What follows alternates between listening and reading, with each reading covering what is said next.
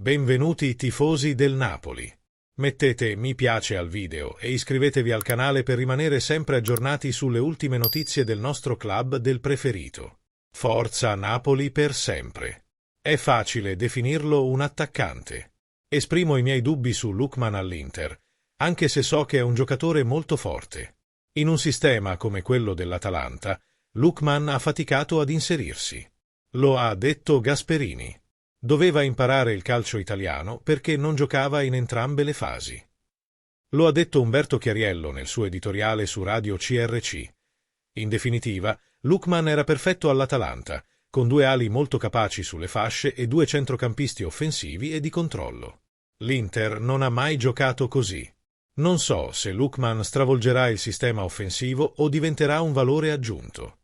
Poi abbiamo la Coppa d'Africa e Lookman starà fuori per 2 mesi. Sul Napoli, Osimhen se n'è finalmente andato, mentre il Napoli sta riaprendo 2 fronti. Gli azzurri cercano un terzino come Wanlu, che sappia accentrarsi come Di Lorenzo. Stanno correndo per portarlo subito al centro sportivo, con il Siviglia alle calcagna. L'affare potrebbe essere finalizzato entro pochi giorni. Anche Miretti è un under 18, il preferito di Conte e il preferito di Manna. È destinato a essere il sesto centrocampista. Un esterno?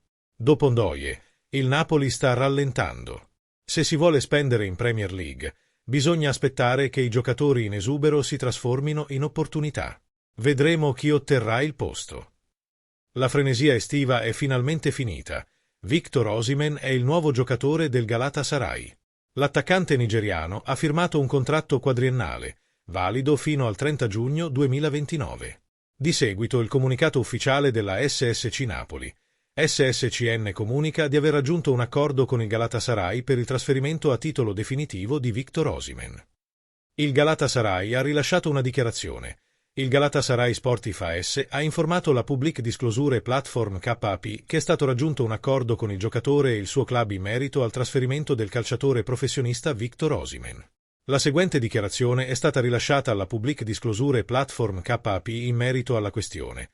È stato raggiunto un accordo con il suo club, SSCN Napoli SPA, per il trasferimento del calciatore professionista Victor James Osimhen.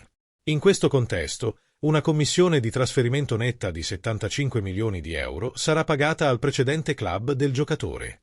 Inoltre, come parte dell'accordo, il 10% degli utili derivanti dalla successiva vendita del giocatore sarà pagato a SSCN Napoli SPA. È stato firmato un contratto quadriennale con il giocatore, valido dalla stagione 2025-2026. In base all'accordo, il giocatore riceverà uno stipendio netto garantito di 15 milioni di euro, un premio fedeltà netto di 15 milioni di euro, 1 milione e un compenso per i diritti d'immagine di 5 milioni di euro a stagione. Lo annunciamo rispettosamente al pubblico.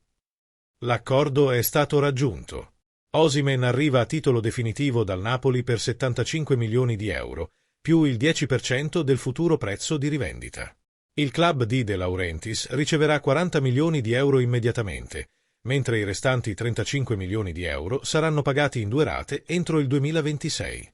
Inoltre, il Galatasaray ha una clausola anti-Italia in vigore per le prossime 2 stagioni. Se volesse cedere il giocatore in Serie A prima del 2027/28, il club turco dovrà pagare al Napoli una multa di 75 milioni di euro. Il giocatore riceverà 15 milioni di euro netti a stagione, un premio fedeltà di 1 milione di euro e 5 milioni di euro di diritti d'immagine.